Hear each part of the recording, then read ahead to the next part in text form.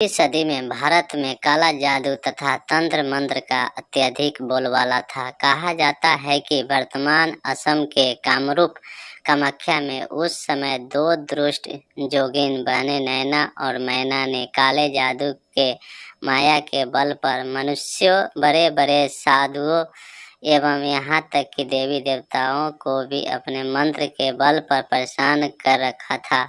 वह किसी को तोता, मैना, भेड़, बकरा बनाने का भय दिखाकर अपने स्वार्थ की सिद्धि किया करती थी।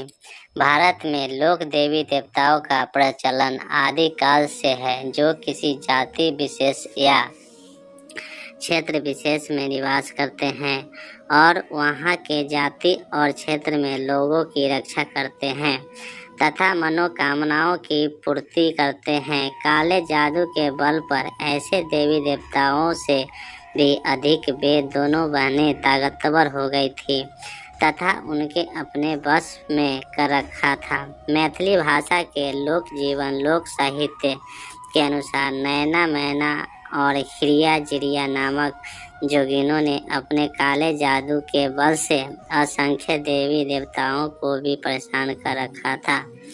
बाबा के राज में इस तरह के जादू टोना करने वालों से लोग बहुत परेशान थे। इनके दुष्प्रभाव से धर्म कार्य में बाधा आ रही थी। राज्य के लोगों को जादू टोना करने वालों से मुक्ति दिलाने के लिए बाबा गणिनाथ जी ने बाबा गोविंद जी को भेजा। बाबा गोविंद जी के स्वरूप की कल्पना बालक कृष्ण के रूप में की गई है। उनके एक हाथ में आग का खप्पर दिखाया गया है तो दूसरे हाथ में वेद की छड़ी है। आग की खप्पर से दो बातें सिद्ध होती है कि पहला, गोविंद जी को पूजने वाले अग्नि का उपासक रहे होंगे और दूसरा, उनके जीवन में आग का विशेष महत्व है।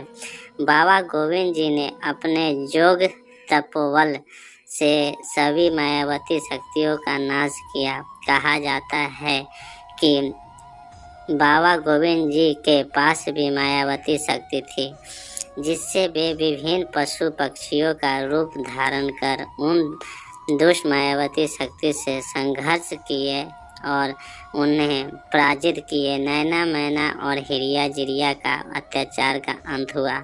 यह भी उन श्रुति है कि गोविंद जी नैना मैना को बंदी बनाकर बाबा गणिनाथ के पास ले आए। बाबा गणिनाथ ने उन दोनों के सारे गुण एक चावल के ढेर में डाल दिया और उनको मुक्त कर दिया। दोनों जोगिनों ने बाबा गणिनाथ से प्रार्थना कर अपनी जीविका चलाने के लिए कुछ गुण देने की याचना की। बाबा गणिनाथ अपने दयालु स्वभाव के कारण उनके जीविका के लिए चावल के दाने लेने का आज्ञा दी।